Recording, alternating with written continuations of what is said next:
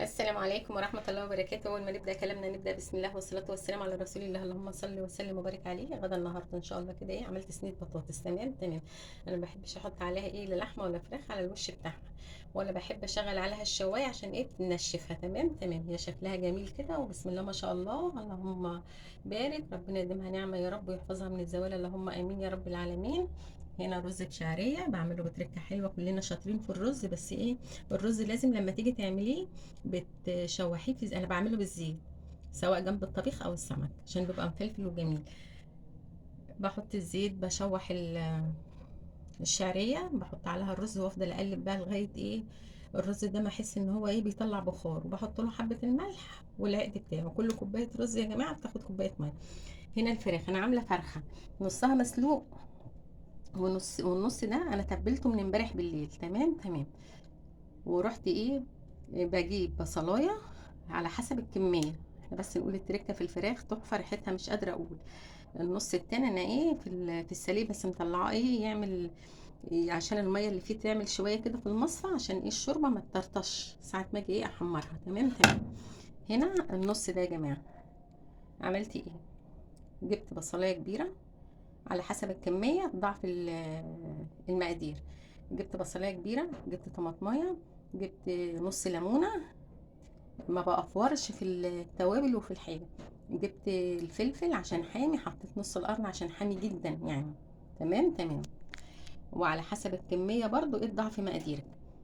بصلايه، طماطمايه، نص قرن فلفل، نص ليمونه، حبه بهارات فراخ كده باخدهم بين صوابعي عشان الحاجه ما تبقاش البهارات الزهرة في الاكل قوي بتخليه مش حلو يا جماعه. حبه فلفل اسمر، حبه كمون صغيرين، حبه كزبره ناشفه، حبه سكر. ضربت الحاجه دي في الكبه. تمام تمام. والفراخ بنقعها قبلها بيوم في محلول ملح وسكر ودقيق وليمون عشان الزفاره. تمام تمام. هنا بروح جايبه البصل اللي انا ضرباه في الكبه، وبروح بقى انا عامله فتحات في الفراخ كده من النص، بروح حشيها من جوه. تمام تمام. هنا جبت بصلتين كبار، بس هي نشفت طبعا البصله. وقطعتهم جوليان، مسكتهم مردتهم كده بحبه توابل بس من كل حاجه، حبه صغيره حبه صغيره عشان ما تحدقش مننا يا جماعه.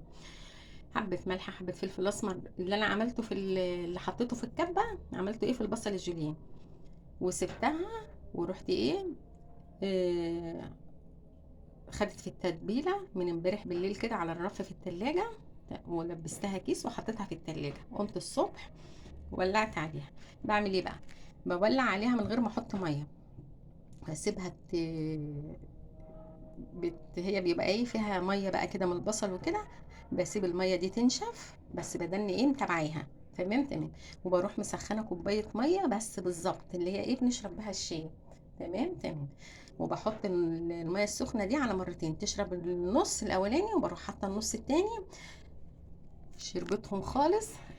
جبت سكينه كده، يعني غرستها كده في لحم الفراخ لقيتها استوت. تمام تمام. رحت بقى عامله مولعه الفرن سخن جدا، ورحت حطاها. بس قبل ما بحطها في الفرن رحت دهناها حته سمنه. ممكن عايزه تدهني صلصه، انا ما بقى مش بحب الصلصه. باجي لو اللي بيحب الصلصه يا جماعه يجيب معلقه صلصه وعليها حبه زيت ويروح دهنهم، بتديكي ريحه المشوي واللون الجميل. هنا انا دهنتها دهنت سمنه، كل حته دهنتها دهنت سمنه. تمام تمام. وحطيتها فين؟ في الفرن. مش بتحبي الصلصه ممكن تسبكي طماطمايه وبرده تفككيها بحد زيت وتدهني الوش بتاعها، هتديكي نفس النتيجه. بس انا لا بحب الصلصه ولا بحب ده ولا ده. تمام تمام.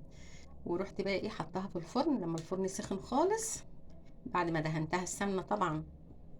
طبعا البصل هو استوى خالص وداب كمان يعني. فاحنا يهمنا حتتين الفراخ الجمال دول. دلوقتي بقى انا هصب هعمل بقى؟ هروح محمره التانيين على عين البوتاجاز في حته سمنه، ومع السمنه بحط حبه زيت. تمام تمام. وده الغدا النهارده ان شاء الله، وبألف هنا وشفا يا رب للي هياكل. وجربي الفراخ دي بقى، مش قادره اقول. ونسيت كمان حبه بهارات، مش عارفه قلت ولا لا، اللي هما من عند العطار تقولوا له عايزه بهارات فراخ. برضو تاخد البهارات بكميه قليله خالص مش كتير، وبتحط فص حبهان واحد على قد اللي انا عاملاه. ورقه لورا واحده بس. وبعد ايه ما بس تسخن كده فيها على النار، بروح شايلاهم وايه وحطها في الفرن. تمام تمام، والف هنا بالشفا يا رب اللي هياكل. وده الغدا النهارده ان شاء الله، واترككم في رعايه الله وامنه، والسلام عليكم ورحمه الله.